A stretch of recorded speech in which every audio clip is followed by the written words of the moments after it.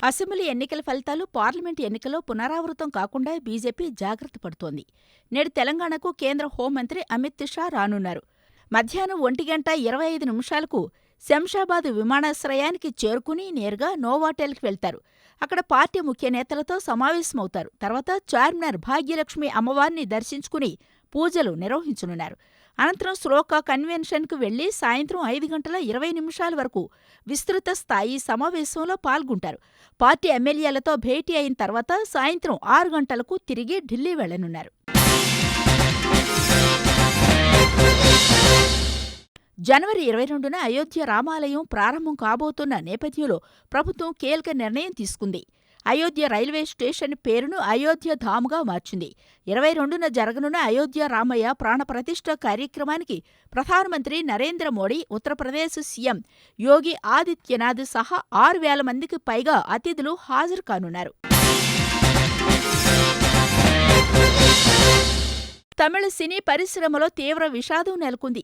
ప్రముఖ నటుడు DMDK party అధినేత విజయకాంత్ కన్నుమూశారు. కొంతకాలంగా అనారోగ్య కారణాలతో బాధపడుతున్న ఆయన చెన్నైలోని ఆసుపత్రిలో చికిత్స పొందుతూ తుది శ్వాస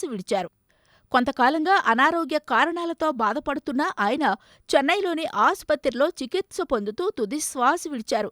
ఆయన వయసు 71 సంవత్సరాలు. ఆయన మరణ వార్తతో అభిమానులు, పార్టీ కార్యకర్తలు షాక్కు గురవుతున్నారు. సినీ, రాజకీయ ప్రముఖులు ఆయన మృతి పట్ల ప్రగాఢ సంతాపాన్ని వ్యక్తం చేస్తున్నారు. రాష్ట్రవ్యాప్తంగా ఇవాళ్టి నుంచి ప్రజాపాలన కార్యక్రమం ప్రారంభమైంది. ఈ కార్యక్రమంలో భాగంగా 5 పథకాల కోసం ఒకే దరఖాస్తులను ప్రభుత్వం ఖరారు చేసింది. ఈ దరఖాస్తులను సీఎం రేవంత్ రెడ్డి, ఉప ముఖ్యమంత్రి మల్లు భట్టి విక్రమార్క, ఇతర మంత్రులు రాష్ట్ర సచివాలయంలో ప్రారంభించారు. మహాలక్ష్మి, రైతు భరోసా, గృహజ్యోతి, ఇందిరమ్మ ఇళ్లు, చేయూత పథకాల కోసం అందులోనే వివరాలు సమర్పించాల్సి ఉందన్నారు. సీఎం జగన్ కాన్వాయ్పై పులివెందుల నియోజకవర్గానికి చెందిన వ్యక్తి రాయి విసిరిన ఘటన ఆలస్యంగా వెలుగులోకొచ్చింది. పోలీసులు, వైకాపా నేతలు ఈ విషయాన్ని గోప్యంగా ఉంచే ప్రయత్నం చేయగా బాధితుడి ద్వారా బయటకొచ్చింది. దివ్యాంగుడైన అప్పయ్య పింఛను కోసం గతంలో దరఖాస్తు చేసుకున్నారు. నెలలు గడిచినా పింఛను రాకపోవడంతో విసుగు చెంది సీఎం కాన్వాయ్పైకి రాయి విసిరినట్టు తెలిసింది. బుధవారం ఈ వ్యవహారం వెలుగులోకొచ్చింది.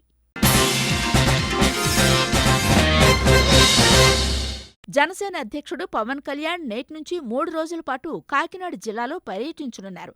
కాకినాడ విద్యుత్ నగర్లోని ఓ ప్రైవేటు గెస్ట్ హౌస్లో ఆయన బస చేశారు. ఈరోజు కాకినాడ జిల్లాలోని 7 నియోజకవర్గాలపై ఆయన సమీక్ష నిర్వహించనున్నారు. నియోజకవర్గాల్లో టీడీపీతో సమన్వయం చేసుకుని పనిచేసేలా దిశానిర్దేశం చేయనున్నారు.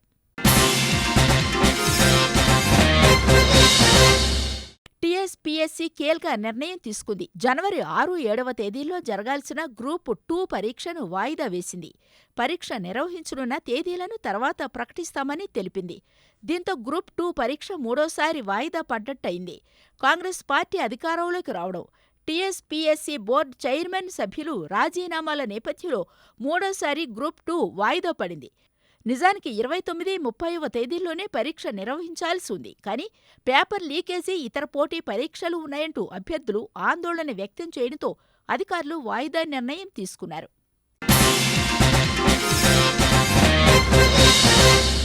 నేడు ఢిల్లీ నగరంలో ఉష్ణోగ్రత 6 డిగ్రీల సెల్సియస్కు పడిపోయింది.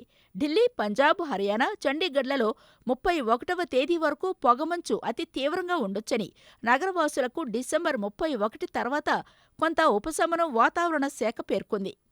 ఢిల్లీ, పంజాబ్, హర్యానా, చండీగఢ్లలో 31వ తేదీ వరకు పొగమంచు అతి తీవ్రంగా ఉండొచ్చని నగరవాసులకు డిసెంబర్ 31 తర్వాత కొంత ఉపశమనం వాతావరణం శాఖ పేర్కొంది. ప్రయాణాలు చేసేవారు అప్రమత్తంగా ఉండాలని వెల్లడించింది. వాయువ్య ప్రాంతాల్లో ఆరెంజ్ అలర్ట్ను కొనసాగిస్తున్నట్టు వెల్లడించింది.